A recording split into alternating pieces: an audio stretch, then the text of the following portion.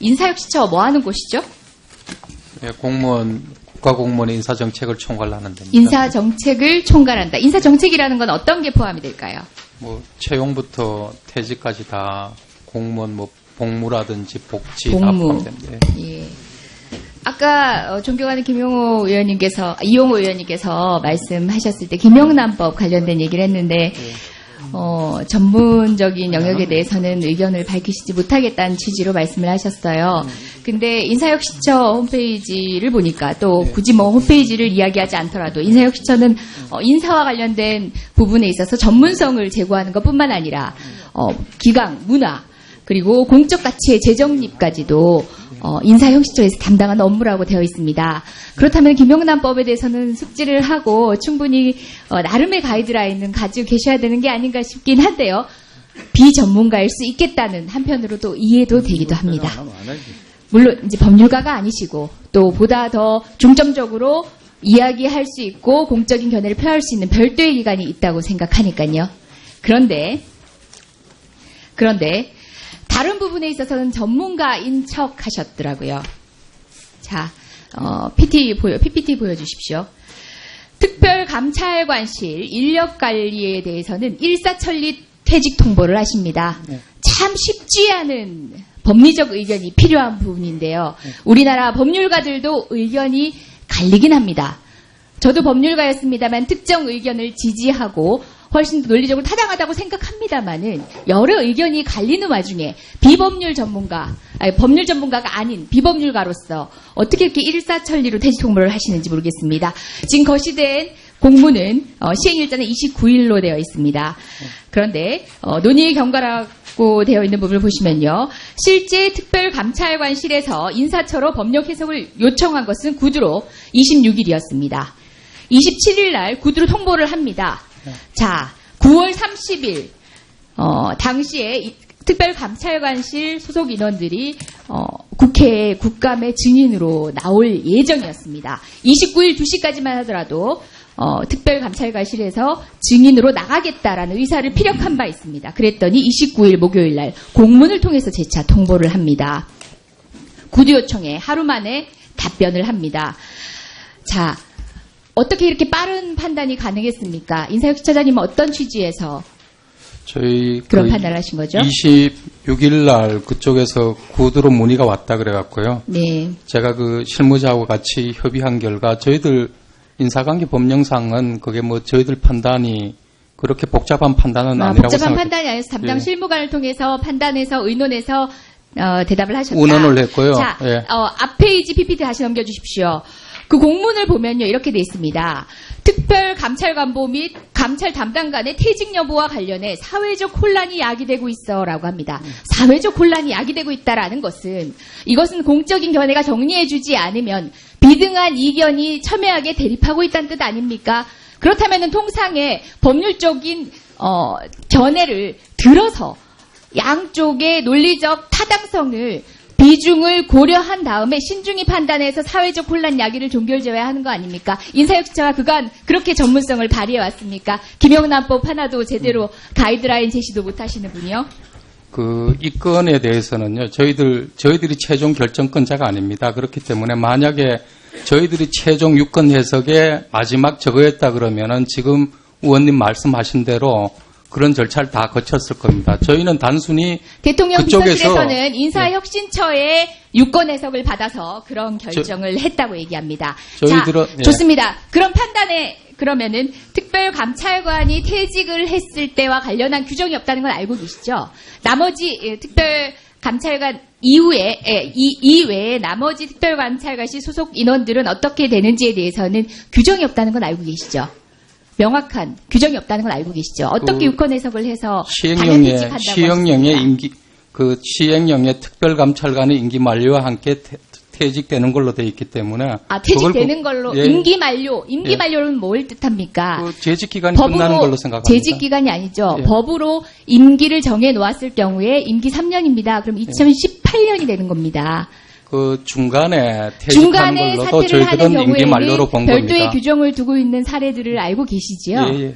예. 그런데 이건 왜 그렇게 안 했을까요? 아니, 지금 임기 사례가 만료가 있다는 아니라 거는요. 임기 중이라고 대해서는 어떤 규정도 지금 장관 정책 없습니다. 보좌관에 관련되는 규정을 보더라도 똑같이 규정이 되어 있는데 저희들이 지금까지 그렇게 자, 운영을 장관의 해왔고 경우에는 임기가 있습니까?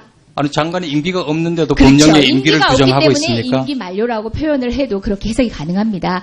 지금 그게- 같은 경우는 임기가 아니, 엄연히 그러면은 장관이 임기가 년입니다. 없으면 임기 만료라는 것은 무효가 되는 거죠. 그거는 그렇게 해석할 수가 없습니다. 달리 해석을 해야지요. 네. 법정 임기가 있는 것과 아닌 것은 달리 해석을 해야지요. 자, 관련해서 결국은 법령에 졸속 해석을 했습니다. 저희가 입법조사처에 의뢰를 해서 논쟁을 종식시켜보자 했습니다. 그럼에도 불구하고 입법조사처에서는 두 군데의 자문 의견을 구했습니다. 그런데 의견이 나뉘어졌습니다.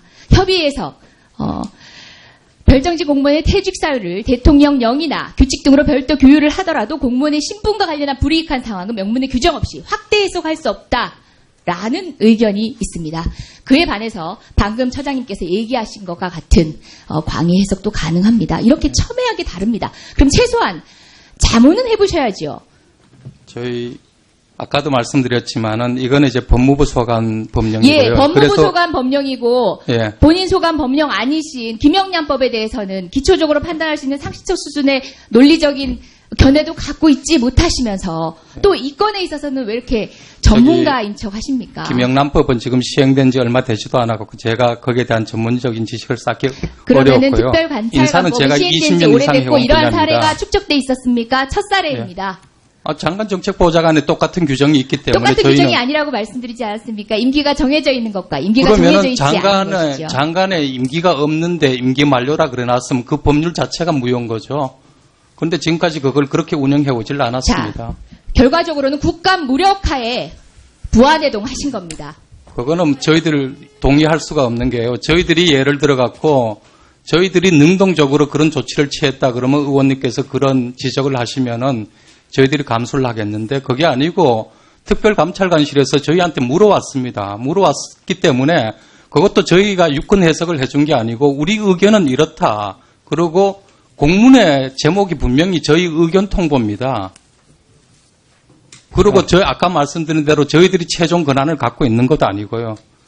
그렇게 하루 만에 어떤 법률적 자문도 얻지 않고 하루 만에 구두로 답변하신 이후에 예. 30일 국정감사에 출석하겠다는 의견이 피력하자마자 공문을 발송합니다. 그 하나하나의 행위가 어떻게 정치적으로 해석되지 않을 수 있습니까? 부안해동한 것이라고밖에 해석되지 못합니다. 그거는 뭐 저희들 그런 게 아니고요. 그렇게 보고 있습니다. 인사혁신처가 객관적인 의견을 피력한 것이라고 이해하지 않습니다. 상식이 그렇게 바라보고 있습니다. 저희는 그 규정이 아까도 말씀드린 대로 장관 정책 보좌관 사례도 있기 때문에 저희들 판단은 그 규정을 보는 순간에 뭐 더 이상 해석의 여지가 없었습니다. 그리고 자, 그걸- 의원님, 나중에.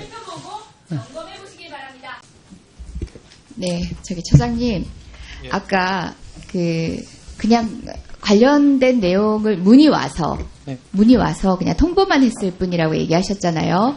근데 사실상 그 통보 때문에 특별감찰관실이 해체됐어요. 인사혁신처의 통보 때문에 해체됐어요. 그 경위를 모르시지 않잖아요. 오병호 수석에 대한 조사에 착수한 지 불과 한 달여 만에 그것도 국감 증인 출석을 앞두고 해체된 사태를 인사혁신처에서 통보를 하는 바람에 근데 통보라고 하셨는데 그게 통보가 아니었더라고요. 유권 하지 않았다라고 얘기하시는데요. 저희가 대통령 비서실로부터 받은 자료를 보시면요. 해당 보좌 인력에 대한 해임 통보 일시와 통보의 근거는 무엇인가 했더니 인사혁신처의 유권 해석, 즉 특별감찰관법 시행령 3조 사항에 대한 인사혁신처의 유권 해석에 따라 면직했다라고 하고 있어요. 그런 역할을 하셨어요. 단순히 사무 처리를 위해서 성실하게 일을 하신 것처럼 말씀하시지만 석연치 않은 구석이 여러 개 있습니다. 구두로 문의했고 그 답변 과정에서도 본인도 공문에 쓰신 것처럼 인사혁신처도 공문에 쓰신 것처럼 사회적으로 논란이 되고 있는 상황이었어요. 그 논란을 종식시키는 역할을 스스로 하고 있다는 걸 모르지 않은 채로 어떤 법률가의 조언도 받지 않은 채 하루 만에 구두 통보를 하고 그것도 관련 인력들이 국정감사에 출석하겠다라고 공견이 밝히자 그제서야 공문을 보내는 방식으로 해서 다시 해임을 컨펌시키고 그런 방식으로 관여를 하셨어요. 그런데도 불구하고 제가 말씀드린 부하내동이라는 것을 여전히 거부하십니까? 부정하십니까? 아까 오전에도 말씀드렸지만은 정상적인 사무처리로 이게 보아지지 않거든요. 저희들이 특별감찰관실에서 아무런 문의도 없는데 저희들이 적극적으로 나서갖고 그런 조치를 취했다 그러면은 의원님 말씀에 대해서 저도 일말의 적을 느낄 것 같습니다. 그런데 문의 그게 없었으면 아니고 어떡할 뻔했습니까? 시작을 문의를 오니까 넙죽 하루 만에 이렇게 법률가들의 의견이 첨예하게 됐대는데 담당 주무관의 의견으로 주무관이 논란을 아니고, 종식시키겠다고 생각하신 것 자체가 오만입니다.